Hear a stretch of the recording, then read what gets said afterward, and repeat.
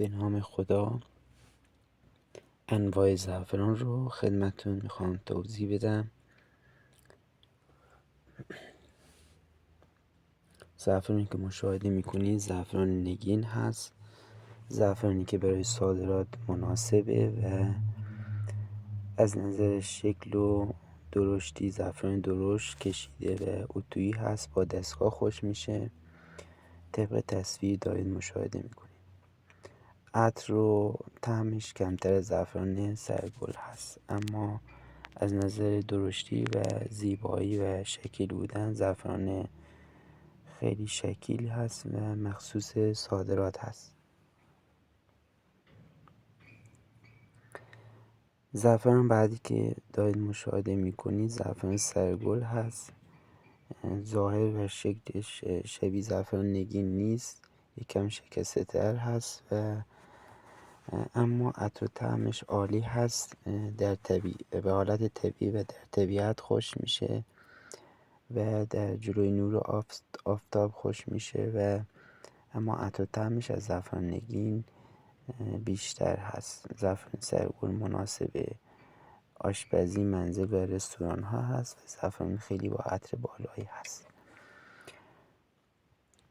اما برای صادرات فقط زعفران نگین برای صادرات مناسب هست.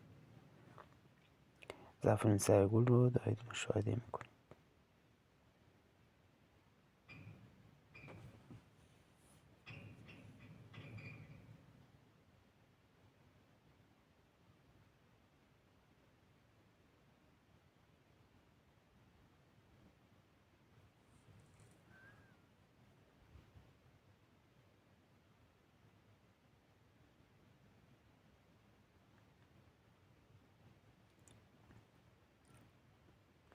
زعفرانی که مشاهده میکنید زعفران دختر پیج یا زعفران دسته هست.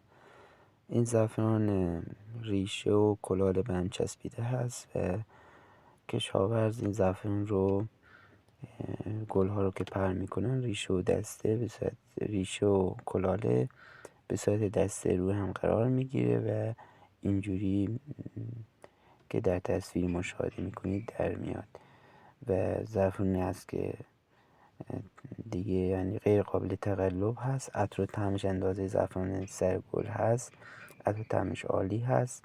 رنگش هم اندازه زعفران سرگل رنگش خیلی خوبه و زعفرانی هست که به این صورت در میاد. پس از پر کردن گل به این صورت در میاد.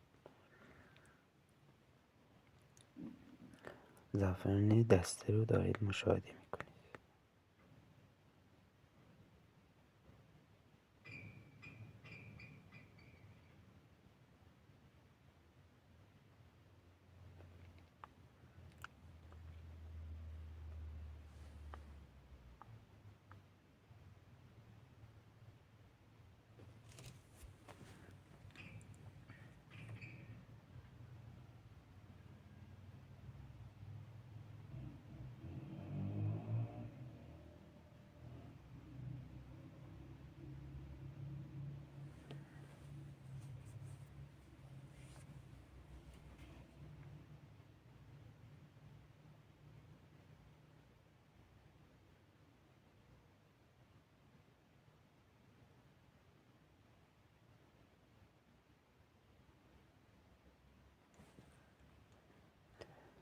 این گل‌های زعفران هم تقدیم شما عزیزان که ویدیو رو مشاهده کردید.